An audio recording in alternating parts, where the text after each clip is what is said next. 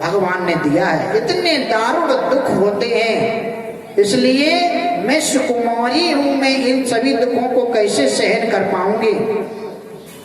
अगर मान लीजिए कि मैंने संतान भी उत्पत्ति कर ली, तो मैंने सुना है कि लालने पालने दुखम प्रसूताश्च वर्तते बंध्या वा विधवा नारी सुखी न चेत में गति। कहते हैं कि मान लो संतान हो भी गई, तो मैंने सुना उसके लालन पालन में सारा समय बीत जाता है। कहीं लैट्रिन करता, कहीं बाथरूम करता, उसके कपड़े बदलो, कहीं उसको तेल लगाओ, कहीं काजल लगाओ, वो रोएगा, उसका लालन पालन करो, मेरा सारा समय व्यर्थ में चला जाएगा। एक माता सोचती है कि हमारे संतान हो, हमारे घर में कोई बालक हो और उसकी किलकारी गूंजे, लेकिन ये धुंधली सोच रही कि हम यदि काम करेंगे तो हमारे सारा समय संतान के लालन पालन में चला जाएगा। क्रिया कालेन तौ जातौ तरुणो तनया बहु। कहते हैं इस प्रकार से इसने क्या किया, उस फल को देखते देखते सारे कुविचार इसके मन में। कहते हैं कि यदि व्यक्ति के मन में जो कुछ आता है वैसा ही उसको प्राप्त होता है। यदि आप शाम को कुछ सोच करके सो जाएं तो रात में आपको वही स्वप्न आएगा निश्चित। यदि आप मन में सोचते रहे और आपके पेट में कोई बालक है तो उसका जब उत्पत्ति होगी तो उसका मन, उसके सारे कार्य उसी प्रकार से होंगे। यदि आप भगवान का भजन करते, पूजन करते तो वो बड़ा ज्ञानी निकलेगा। यदि आप दुष्टता के कार्य करते तो वो दुष्ट ही निकलेगा। ऐसा परम सत्य है। आज ये केवल विचार कर रहे हो, फल को देख करके, इसने खाया नहीं, इतने में इसकी बहन रहती थी पड़ोस में, वो आ गई, कहने लगी दीदी क्या सोच रही, कहने लगी ऐसी ऐसी बात है, मैं ये विचार कर रही। बोली ये कोई बड़ी बात नहीं, इस फल को गैया को खवा दो, दरवाजे पे बदी, पता नहीं काट टोट का कर रहा है वो पंडित जी, और हमारे पेट में शिशु है, वो जब जन्म लेगा हम तुम्हें दे देंगे और तुम हमें कुछ धन दे देना, हमारी तुम्हारी बात बराबर हो जाएगी। बोले हाँ ये ठीक है। आज इसने कह दिया कि बिल्कुल ठीक, और गाय को वो फल खिला दिया, गाय के फल खा लिया। इधर इसके विचार कुविचार थे, भगवान की कृपा हुई, इसके भी गर्भ हुआ। 10वें महीने में आज इनके यहाँ पर एक पुत्र का जन्म हुआ। क्रियात कालेन तौ जातौ तरुणो तनया विबहु गोकर्णा पंडितो ज्ञानी धुंधकारी महाखला। कहते हैं दोनों का जब जन्म हुआ तो आज आत्मदेव बड़े प्रसन्न हुए कि देखो हमारे संतान नहीं होती थी, लेकिन भगवान की ऐसी कृपा कि हमारे गाय ने भी एक बछड़ा दिया है और हमारे घर में भी एक पुत्र उत्पन्न हुआ है। आज प्रसन्न हो गए और प्रसन्न होकर के बड़े आनंदित हैं। विचार करने लगते कि एक दिन वो था कि हमारे दरवाजे पे गाय बंधी थी, लेकिन वो कभी बियाती नहीं थी, बंदियां रहती थी। हम यदि कोई फल ले आते थे तो वो बहुत जल्दी सड़ जाता था। कहते हैं ये भी अच्छा नहीं होता कि एक फल रख दो तुरंत सड़ जाए, खराब हो जाता था। ऐसी मेरी किस्मत थी, लेकिन भगवान की कृपा हुई, संत जी की कृपा हुई और आज हमें दो पुत्र प्राप्त हुए। आज आत्मदेव ने दोनों का लालन पालन किया, लेकिन जो धुंधकारी था वो बड़ा दुष्ट था। छोटे छोटे बालकों को ले जाता और कुएं में धक्का मार देता। आज इसके घर में शिकायत आती तो आत्मदेव जी बड़े दुखी हो गए। लेकिन जो गाय ने बछड़ा दिया था उसके कान गाय की तरह थे और सारा शरीर मनुष्य की तरह, इसका नाम गोकर्ण रखा गया। दोनों में बड़ा विपरीतता थी। स्नान सोचौ क्रियाहीनो दुर्भक्षी क्रोध वर्धिता दुष्परिग्रह कर्ता च सब हस्ते न भोजनम। कहते हैं कि ये धुंधकारी था, वो शमशान में जाकर के सबों को इधर उधर बिखेर देता था, छू लेता था और लौट करके आकर के भोजन कर लेता था। छोटे छोटे बच्चों की हत्या करता था, लेकिन गोकर्ण जो थे वो बड़े विद्वान ज्ञानी थे। इसके घर में शिकायत आई जब, तो महाराज बड़े दुखी हो गए और महाराज ने कहा मैं क्या करूं। सारे सामान चुराने लगा, चुरा चुरा के बेचने लगा। आज दुखी होकर के महाराज चले गए जंगल की तरफ और इसने अपनी माँ को कहा कि जितना भी जेवर रखा वो हमें दे दो। माता ने दिया नहीं तो आज माता को बहुत मारा। माता दुखी होकर के आंगन में कुआं था उसमें कूद करके अपने जान को दे देती है। कहते हैं कि जो दुष्ट होता है उसके साथ में दुष्टता ही होता है। जो आज अपने सास के साथ में आप व्यवहार करेंगे वो लौट करके आकर के आपकी बहू आपके साथ निश्चित करेगी। और नहीं तो अपना, जब आप जवान थे अपने जवानी को सोच लीजिएगा कि जब मैं बहू बनकर के आई थी मैंने क्या किया। क्योंकि ये जीवन जो है एक चढ़ाई की तरह है। अगर हम पुल पर चढ़ रहे हैं तो बहुत ताकत लगती है। साइकिल को चढ़ाइए और पुल पर चढ़िए तो बड़ी ताकत लगेगी, हमें बड़ा दुख मिलेगा, हमारे पैर दुखने लगेंगे। लेकिन जब हम नीचे को उतरते हैं तो हमको बड़ा आनंद मिलता है, क्योंकि ढलान होती है, चुपचाप साइकिल चली जाती है।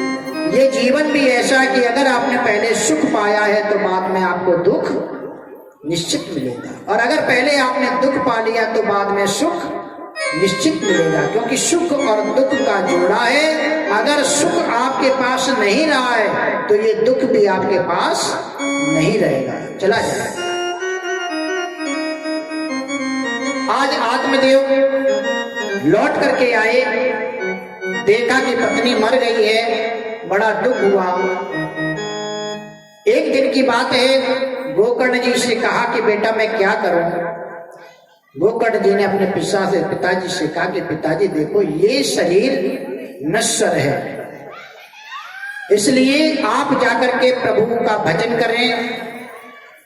आज आत्मदेव ने ये तब सुनकर वाणी बेटे की, तब आत्मदेव को ज्ञान हुआ। चल दिए छोड़कर ममता को, जंगल में उनका वास हुआ।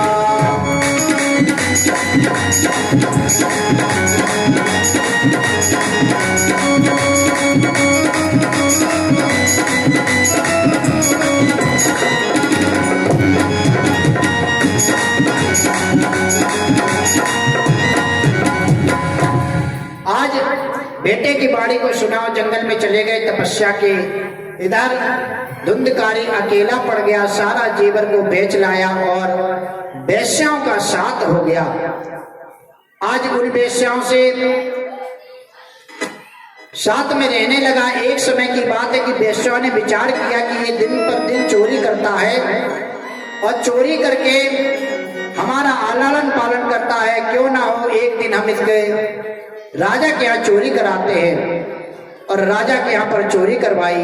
राजा के यहाँ चोरी कराने के बाद में आज सभी वेश्याओं ने एक चारपाई पे इसको लिटाया और लिटाने के बाद में बांध दिया।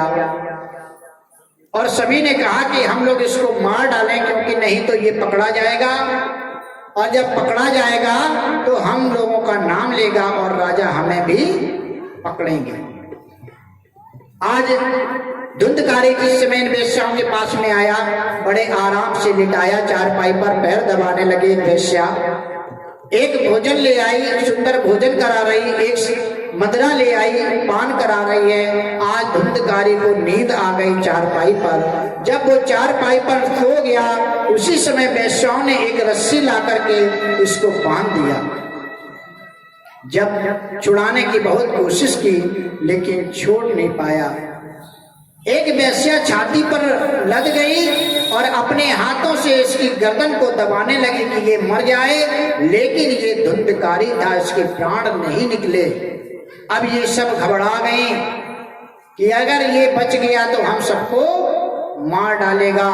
एक वेश्या ने कहा भोजन बनाया था और चूल्हे में अंगारे रखे हुए थे, भर करके ले आई और इसके मुख में डाल दिए। तब अग्नि के जलते अंगारे और इसके मुख में ठूस दिए। तब महातपन की ज्वाला में प्राण निकल गए।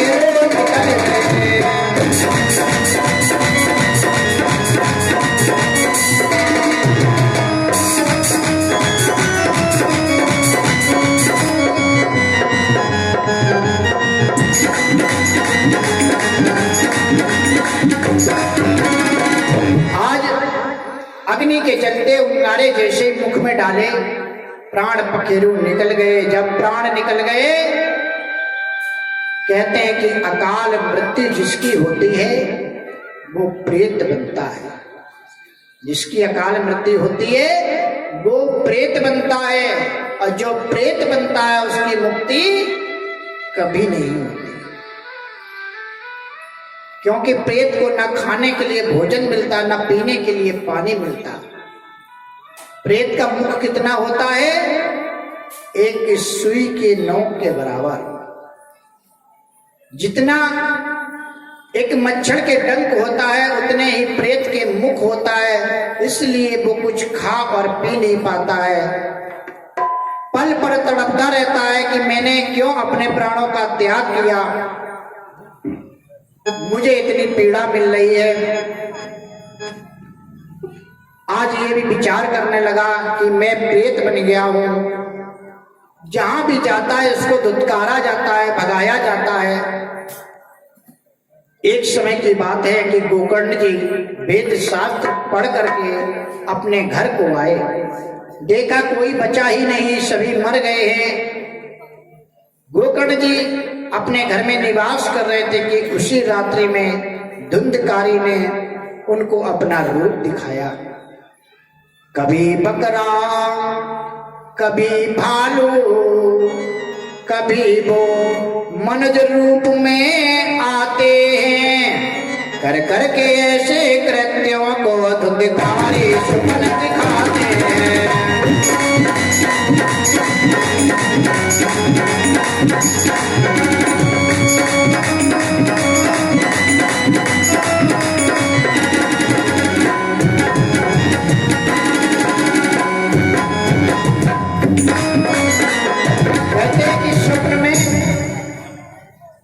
कभी भालू बन जाते हैं, कभी भैंसा बनते हैं, और ऐसे धुंधकारी रूप रख रख कर गोकर्ण जी को स्वप्न में दिखाते हैं। गोकर्ण जान जाते हैं कि ये कोई प्रेत आत्मा है।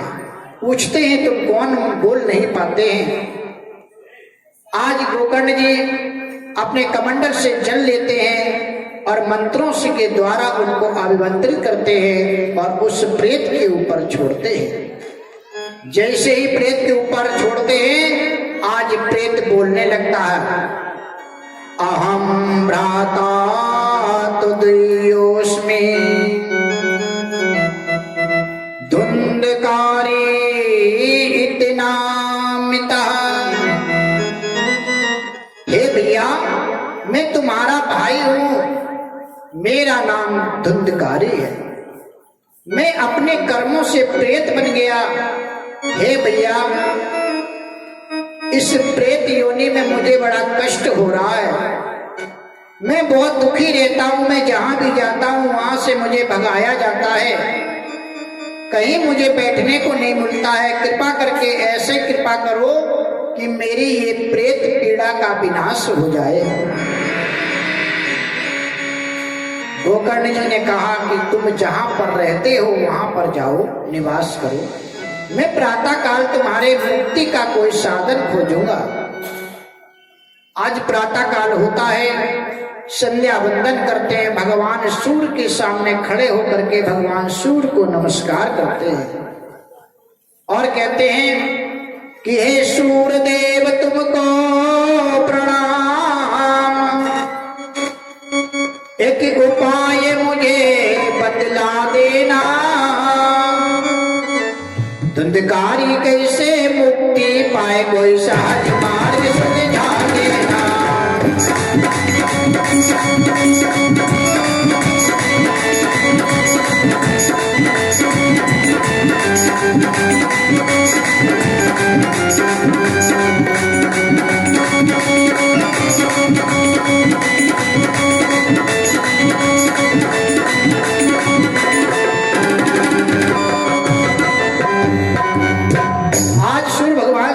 हे प्रभु, हमारा भाई धुंधकारी प्रेत योनि में भटक रहा है, कोई ऐसा उपाय बताइए जिससे हमारे भाई की मुक्ति हो जाए। सूर्य भगवान ने बताया कि तुम भागवत कथा का साप्ताहिक पारायण करो जिससे उसकी मुक्ति हो जाएगी। प्रातः काल गोकर्ण जी ने सभी ग्रामवासियों को बताया कि मैं भागवत कथा करूंगा धुंधकारी की मुक्ति के लिए। आज सभी लोग आ गए, सुंदर कथा का मंच सजाया गया, उस पर गोकर्ण जी को बैठाला गया और सुंदर ढंग से पूजन किया गया। आज प्रथम दिवस की कथा गोकर्ण जी ने कहा। जैसे कथा के आज पहले दिन एक पत्ती, एक वृक्ष, एक एक जगह पर संतों का, महात्माओं का, देवताओं का, किन्नरों का, नदियों का आगमन हो चुका था। अब धुंधकारी कथा सुनने के लिए आया, लेकिन उसे बैठने का कोई स्थान नहीं मिला। जब बैठने का कोई स्थान नहीं मिला तो उसने कहा मेरी मुक्ति कैसे होगी, मैं कैसे कथा सुनूंगा, रोने लगा। उसी समय उसने देखा कि एक 7 गांठ का एक बांस गड़ा हुआ है। आज ये उसी में घुस करके बैठ गया।